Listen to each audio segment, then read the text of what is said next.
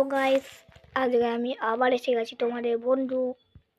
ঠিক আছে গাইস, আমি এতদিন ধরে ভিডিও বানাতে পারিনি কেন বলো? আজ আমার এতদিন ধরে আমার পরীক্ষা চলছিল, আর আজকের আমার পরীক্ষা একটা আছে। কি পরীক্ষা দেখে নাও। এটা কি বই দেখতে পাচ্ছ? দেখাচ্ছি, এটা হিস্টোরি বই। ঠিক আছে গাইস, আমি আবার আমার আজকে মিলিয়ে আর 4টে পরীক্ষা বাকি আছে।